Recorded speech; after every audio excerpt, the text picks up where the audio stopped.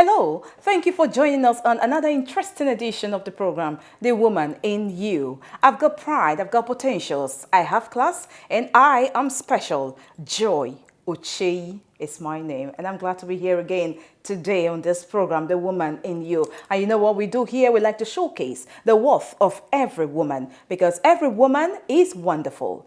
Every woman is outstanding. Every woman is marvelous. Every woman is adorable and nice and should be treated that way. But for some reasons, some women have lost confidence in themselves. And we come on this program to let you know the worth that's you have as a woman. My womanhood is my pride, and you should believe in yourself always, because one thing that's very important that you should wear as a woman each day you go out is your self-confidence. If you have your confidence, you can, of course, go anywhere to any length that you want to get to. Yes, nothing can stop you. Welcome to the program today. We wonder why a lot of women have lost confidence in themselves. But I want to let you know that you are 100% that queen. You should believe in yourself, and whatever you can dream, you can achieve. Join us to welcome to our studios today a special guest, one woman that's done a lot for womanhood, and she's still doing, still counting. Ladies and gentlemen, welcome to The Woman in You today. This special guest that I have today, she is no other person than Ambassador Dr. Eris Ibe. She is initiator, Working Fingers International Initiative, and also Association Against Child Sexual and Gender-Based Violence is called. Thank you for joining us. Thank you very much. And welcome. Thank you very much. I like your smile, you know. Thank you very much. Okay. Yes, I've met her before, and I deemed it fit to bring her on again on this program, especially to tell us all she's been doing about herself personally, to encourage us, you know, kind of the story of your life. Have another woman to know how to go about living their life positively. Yes. Who is Ambassador Dr. Eris Ibe? Thank you very, very much, Joy. I appreciate this meeting again. My name is Eris Ibe. I'm a happy person. I'm always happy. Yeah. And over the years, I've always told God I want to be happy. So I am always happy. I'm just like this. I'm from Kokori in Ethiopia East local government area, and Abraka, so purely Ethiopia East rural woman. And from Kokori is an oil producing community, and so much of palm oil in my place. My elder brother has a big farm, and so I trade today on palm oil. And then also from my early background amongst the rural persons and from obscure communities in Delta State, I love women. And I grew up as a girl child that was not really very comfortable, but to the glory of God, I am who I am today by the grace of God. And then having come through this stage, this journey, I just feel that more women, more girls need to be encouraged and to recognize their worth. The fact that you are a small girl today, or you don't have much as a girl, it doesn't have anything to do with your future, because God has a great plan for you and you are a great woman. So, and today, even if you are great and you don't have people that remember your name and smile, then you are nowhere, because who you are is the people that are happy when they hear your name. So by the grace of God, this has been my policy over the years, and it has been a driving force, even amongst the elderly, amongst the young people, amongst women, amongst girls, among men. And one thing that gives me joy is that when they hear that, it's Eris, so they should just be happy. That is just what drives me. And so it means I have to do something for somebody to remember that, it is that woman. So for me, it has been a driving force. And by the grace of God, God has opened opportunities for me to reach so many people that I cannot even count. For more than 15 years, I have been almost 20 years, I have been doing one thing or the other for one person or the other. And you know, as I do these things for people, it's making me to grow very big. As you see me looking small like this, I feel big. And I feel very happy every time I think of one person or the other that I've made happy. So I want to keep on doing what I'm doing. That is why I always initiate ideas, initiate things. Once it comes to my head, I take that. I have a diary, I have a note near my bed. Once the thought comes, I write it down. Then I begin to build on it. And before you know it, we have an outfit. So, and then I want to say, appreciate, there are so many people that have known me over the years and they have seen, you can do this, you can do that. And with little push, before you know it, I will begin to do that thing. And it just the vision keeps getting broader and broader. Okay, let's go down memory lane. Yes. Let's look at your early years in life as a young girl, little girl, growing up. Okay. How was life like growing up? You made mention of some things, but we want to really hear you out. Okay. Growing up, let's go back memory lane. Okay. It was not very easy because my father had 7 wives and my mother couldn't stay. You know, when these women are many, at the time the man is running after this woman, she will think she's all that matters. So before you know it, the man will begin to run after another one. So by the time my mother now saw that the competition was too much, she left the marriage. And when she was leaving, I was small. My kid sister was small. She left me, that I was very sickly, and carried my kid sister. So for me, so my father now struggled with me. My father now struggled with me, with the woman that was with him, with the wife, who is my mom today. She's now about 90-something, and I love that woman because she had her own children, but my mother left me for her, and she carried me, even though I was sickly.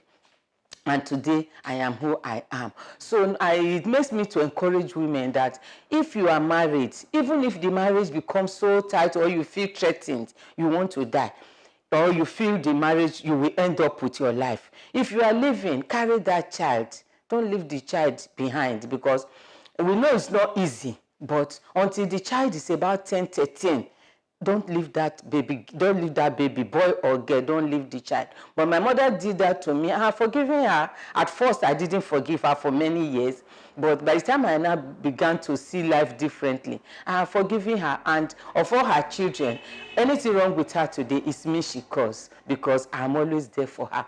So mothers should not leave their children like that. So that was my early childhood. But today, then while growing up as a teenager, it was not easy because at that stage, my father too was getting tired.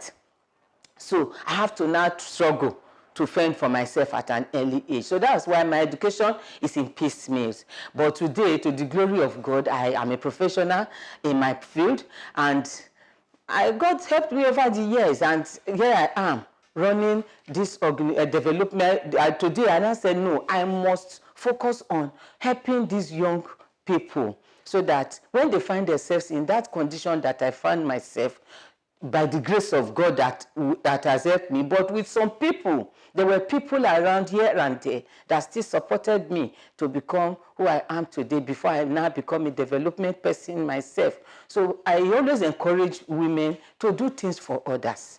Just do something for somebody that will make the person happy, and you will be happier. All right. So your father's wife, let's say, yes, is one of the women that actually shaped your life. Yes. Somehow. Yes. Who are the other women that actually help to shape or define your life in big and small ways? Okay.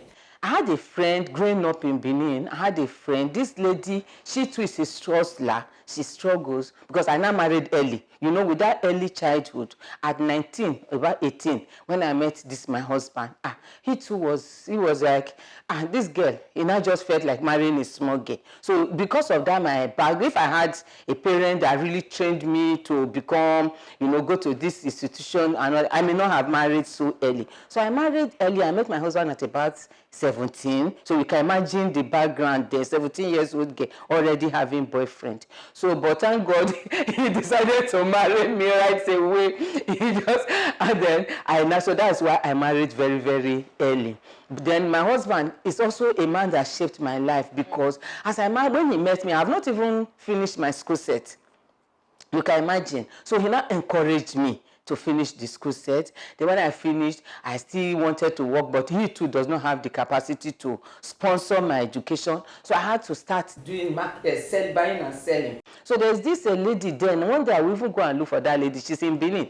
I went to, and now she now saw the way I was struggling with this, and I'm already married, and a small girl of about 21. So she just said, so she now packed okrika, which she sells for me. Then she now said, sir, when you sell finish, bring my money. Sure, you understand? So that was just in entrepreneurship. So that was how I now started to buy and sell. So when I sell the okrika, I will now give her money. Then, so before that's why over the years, I am always an entrepreneur. I always sell one thing or the other, because it helps. Something you may get just 1,000 naira in a big work you will do, but it doesn't matter. You didn't beg for it. So as a young woman, that was how I just started like that. So I do. So that lady, then along the line with education now, by the grace of God, so my eyes are now more open, and with religion. WMU, I'm a Baptist. The Baptist Women Societies, we do so many teachings there. So through the WMU, I learned so many things. And when you go to camp, the women will come, they will teach you different things. Elderly women will be there sharing their experiences. So over the years, I now grew up. So women have played serious role in my life. And that is why I feel I should be an instrument in the lives of women too. So what was the major lesson you learned from your stepmother and your mother while growing up? Okay, especially my stepmother, because growing up as a child, she will give me so much work to do. I will wash all her clothes. I will grind pepper. I will wash bitter leaf if we want to cook soup. I will do everything. I will clean the compound. I will clean the house. Then I used to complain, say she was suffering, I was suffering, because I was like the only girl.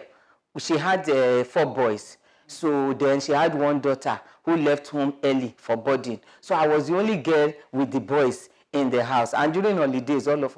So then I will be doing what I'll be complaining. But today, I am a very hardworking woman. I can't sleep for more than 6 hours. So, and then I am always doing one thing or the other.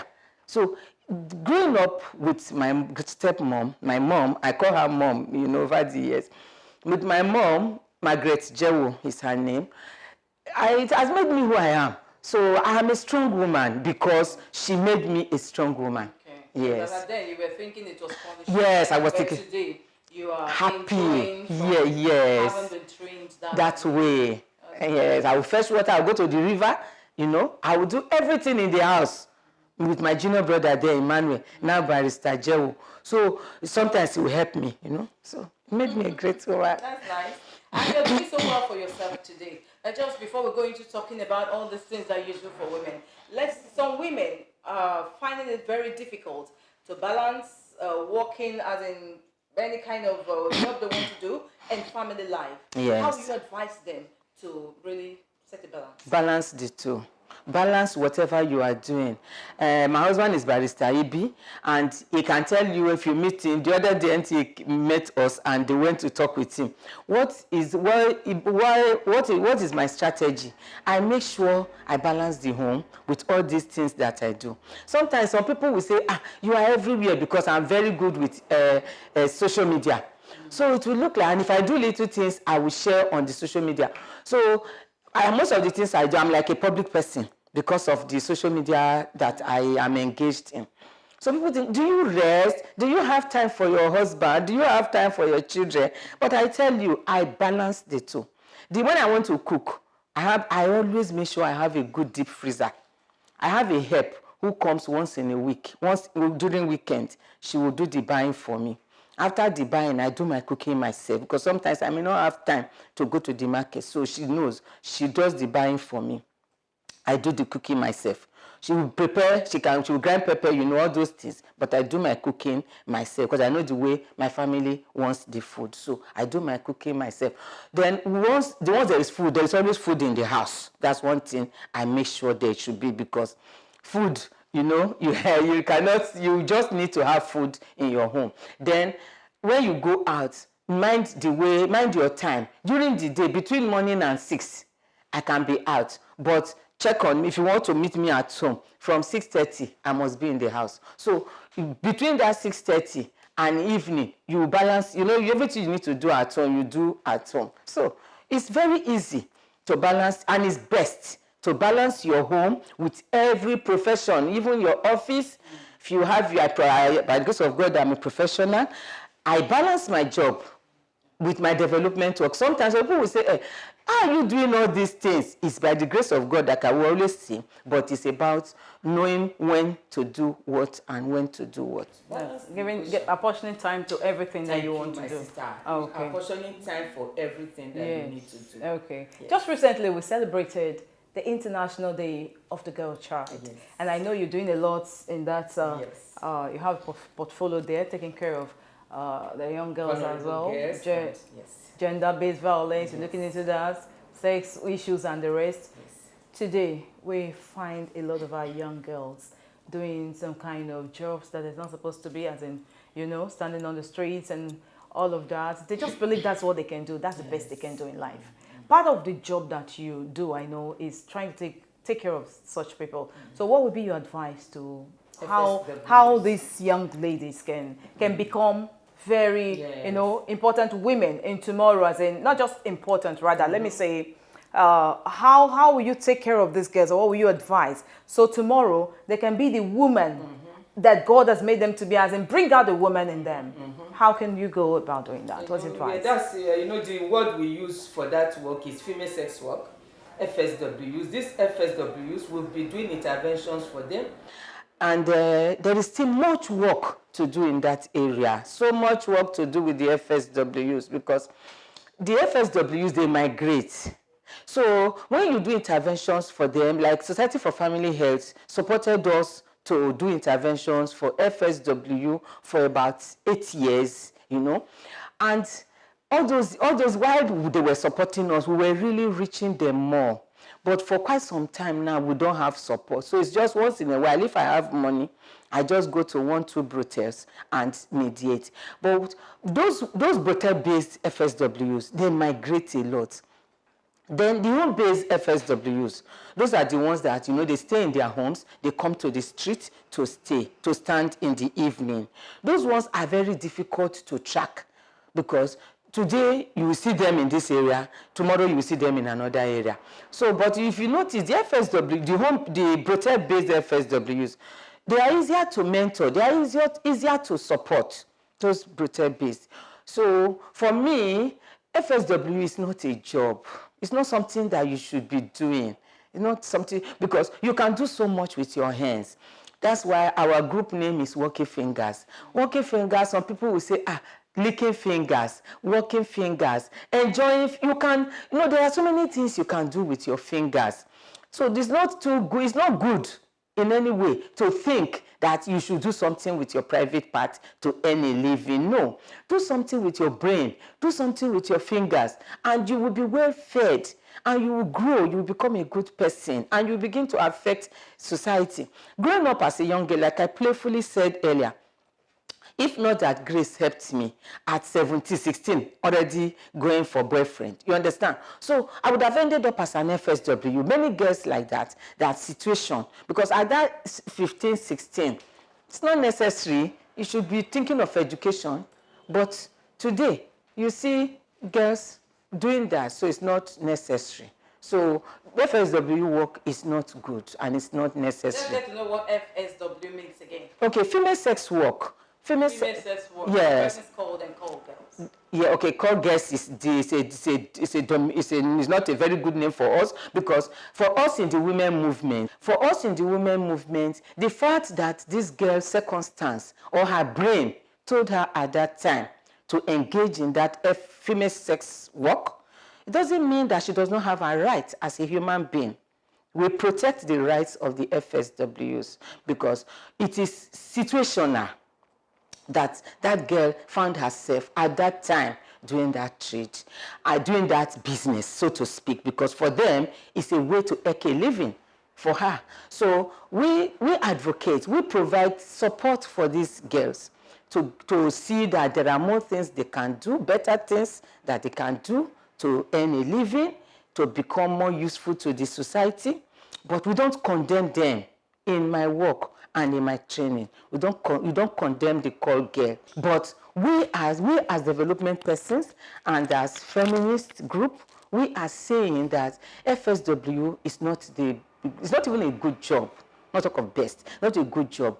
For us here at Working Fingers, we are available to support them, to change their mindset, because you need to work on that girl's mentality to understand that there are many things you can do with your fingers, with your brain, with your feet, many other things. So why engage in such a job? So it takes some time. We spend some time to change their mind. Because if the girl's mindset is not off that trade, you can say you give her 1,000, 100,000 to go and start a business, she will still go back to be that FSW that she is. But once you can mentor her, change her mindset, and provide her with some necessary things over time, over a few months, she becomes a perfect girl and she will add value to the society. So FSW is not a good job. Come out and do something better. Okay. Now we've got a lot of qualified women. Let's use that word. We've got a lot of qualified women in our society today, but the system kind of does not allow them to emerge, to come out. What would be your advice to such women, looking forward to want to do great things, but they don't have the privilege, and the society we live in, does not permit them to come into leadership roles and all of that? Okay. What advice will you give to such women? Join networks, join groups, join feminist groups, because when you join feminist groups, you share ideas. You people talk. Like in Working Fingers, at first it was just Working Fingers over the years, but as time went on, and we now saw so many women wanted to join us, and the Working Fingers began to grow. Then we now felt like these women, they have different ideas, good ideas, and they have their own visions. So we now said, okay, let's form a coalition. That is the Association Against Child Sexual and Gender-Based Violence that we have today. And at that level, everybody, both men and women, because issues of gender is not just only issues of women. So at the level of association, we have men who have passion to support women. Those are our he for she's. So those are the he for she. What does that mean? Yes, you can be a man. You love your mother, you love your sister, you love your daughter, you want to empower her, you want to support her. You are a he for she. That is, you have a soft mind. Okay. You have a soft spot towards women. So they are our he for she. And they do great things with us. Some of them, they may not be able to go there to the field. Like, we are ready. So some will just, they will just flash us something in our account. And when we go, like today, among the things we are doing, we are trying to sensitize the rural women on IT, information, on technology. Mm-hmm. Some of them, their children have bought good phones for them. They don't know what to do with the phone because they don't know what to do with Android. They don't know what to do with the Android phone. So what do? We want to teach them how you can do social media. For the tailor, you are a tailor. You are in one obscure community. What can you do with your phone? What can you do with your phone? With your phone, you can collect styles. Can go to with your phone. You create a Facebook as a woman, as a rural woman, and a rural tailor. If you are a tailor, you get your Facebook. From there, you will get styles. So when people now ask for, say, Madam, if you sew this clothes, you show the tailor, you show the style. You look at the style critically. And that rural tailor will make a fine style. You say, this rural tailor. So you see, technology has helped her business.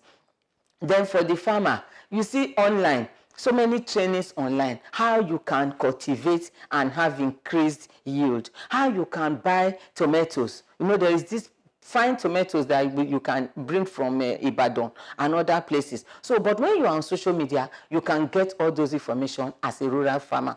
Yeah, you're going to teach them how to type, how to browse, and use the technology very much to empower, as in to help their businesses, whatever they do. Okay. Now, I think that brings us to looking at International Day of the Girl Child's theme for this year: digital technology, digital generation, our generation. Okay, you're taking it to the rural women. So what do you think are the most important ways to address gender issues in our society, especially in a society like Nigeria? Okay. Gender issues. Yes. Gender is male and female. I want women, because over the years I did a research on male involvement in gender. When we are addressing gender issues, it is best practice for male and females to be involved. Because when you say you are mobilizing women, you are doing activities, you are doing interventions with women alone, we won't get there. Because in those days when we started the movement newly, we would just say, we will gather women. We begin to teach them feminism, go to tell them women's rights, we begin to tell them, don't do this, do that, do that. That will not accelerate the progress. So the progress will be accelerated when we talk about issues that will promote gender equity. There should be male and there should be females. So when the male and the female are together, those are men. Oftentimes, men will not want to agree with us, but we ensure that they are seated with us, so that they will know the issues that we are looking at. When we say allow the woman to get empowered, because okay, like imagine like me now that got married at a very early age because of my background. If not that my husband supported me, there was those early years. I was in 20s. My uncle then in London wanted me to come, and people told my husband, if you let this your wife come out, hey, your own don't finish. You understand? So he then really changed his mind and he refused to support me, and I didn't really go that time. So, but if he had known now, I know with what he knows now, because by the grace of God, I have had opportunities now to go to America, go to other countries. I go and I come back. You understand? But that time, it was ignorant that if you allow a woman to grow, she will not respect you. But today, he's my champion. And a lot of persons still have that mentality. Today. Any woman that's like, yes. She doesn't have respect. Yes. So we educate women that for us to, for the progress to be accelerated, if you are married, you must respect your husband. Because sometimes people will say, respect men, respect men, good. But in quotes, because like I am a woman, let's say I'm in my 50s. Then one young man in his 30s will not tell me that the man will break or not because I'm a woman, he should sit first. That's something different. Respect your husband. Yes, I respect my husband. I bow, he's my Lord, but not respect men. Because the fact that you are a man, you should sit before me, and I am older than you. By the grace of God, I have done things that you have not done. Then you will not expect, say, because she's an ordinary woman. That is where we get pissed off, So the fact a woman should respect a man, fine. A woman, respect your husband, very good. But not that you should become stupid because he is a man and you are a woman. You understand? That's the area we try to let our men understand, that we respect humanity. We respect man, we respect woman, respect humanity, but not because you are a man, no matter your age, I should now bow down for you. No. When it gets to that stage, that's when we say no. That brings us to talk about domestic violence. Yes. Yes. How do you, as an organization, yes, working fingers? Yes, we record. Yes. How do you mitigate? We mitigate. Yes. When you marry this man, if he is 20 years, if you are 100 years, respect that man. That is the ideology. That is where some women get it wrong. Like I said earlier, I respect my husband. He is my Lord. Let's say it's not because he's older than me. I can marry somebody, if my husband is 40, if I am 45, but I am married to this man, I should respect him. You should respect him. You understand? But while we have some issues, some many cases that we have mitigated, you will see the woman, hey, they do anything for the house self. I'm the one doing this, I'm the one doesn't matter. He is your husband, he is your Lord, he is your head. Respect him. And one thing I have seen with men, because most times when we mitigate on issues of domestic violence, when the woman tells us her story, we always talk to the man. And most of the time, I'm telling you from my experience, what the man wants from you is respect. I'm telling you, most women, they get issues in their homes because they fail to respect their husband. Even if the woman outside, like I've analyzed earlier, you are 40, you expect me to respect you like that. No, you understand? And a lot of persons still have that mentality. Today. Any woman that's like, no, she doesn't have respect. Yes. So we educate women that for the progress to be accelerated, if you are married, you must respect your husband. Because sometimes people say, respect men, respect men, good. But in quotes, because like I am a woman, let's say I'm in my 50s. Then one young man in his 30s will not tell me that the man will break kola nut because I'm a woman, he should sit first. That's something different.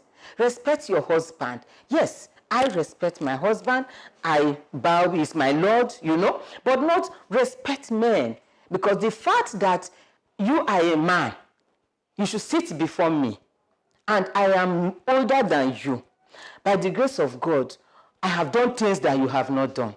Then you will not expect, say, because she's an ordinary woman. That is where we get pissed off, So the fact a woman should respect a man, fine. A woman, respect your husband, very good. But not that you should become stupid because he is a man and you are a woman. You understand? That's the area we try to let our men understand, that we respect humanity. We respect man, we respect woman, respect humanity. But not because you are a man, no matter your age, I should now bow down for you. No. When it gets to that stage, that's when we say no. So that brings us to talk about domestic violence in homes. Yes. How do you, as an organization, Working Fingers International Initiative, how do you mitigate to help couples? Yes. When you marry this man, if he is 20 years, if you are 100 years, respect that man. That is the ideology. That is where some women get it wrong. Like I said earlier, I respect my husband. He is my Lord.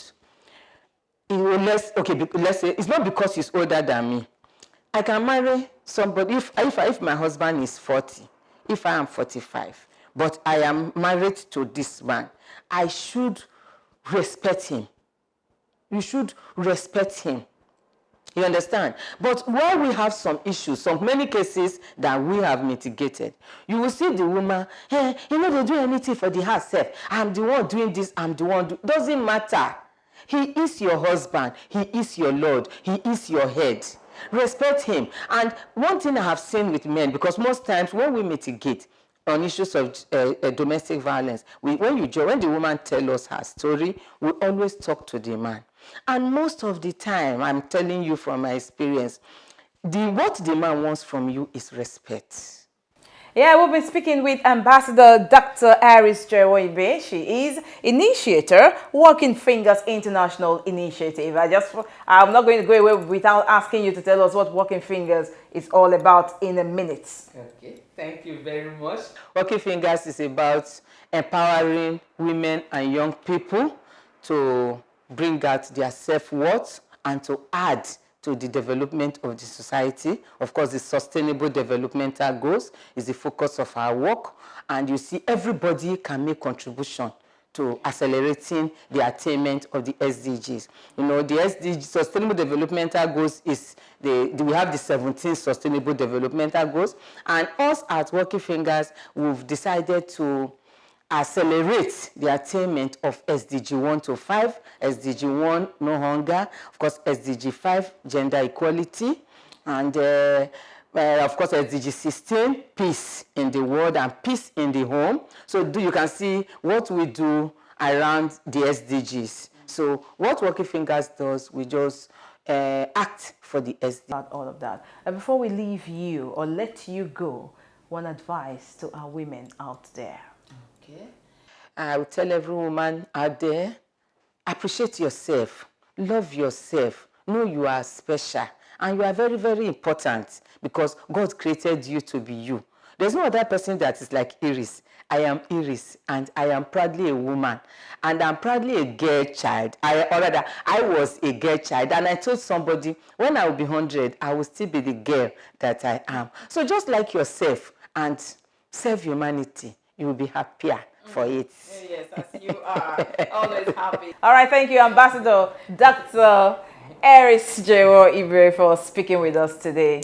Have a beautiful day as you leave our studio. Yes, I want to thank you for watching the program today, The Woman in You. And Ambassador Dr. Eris Ibe has told us a lot today, and I want to believe you've learned a lot too from all that she has said. You need to believe in yourself as a woman. You need to know that you've got dreams, promises to yourself that you must fulfill, that you must keep. And also you need to know that you're 100% that queen. I've got pride, I've got potentials, and I've class. I'm special. Joy Uche is my name, and I will come again next week. Let's do it again when you join us on The Woman in You next week. Until then, believe in yourself and keep wearing your confidence.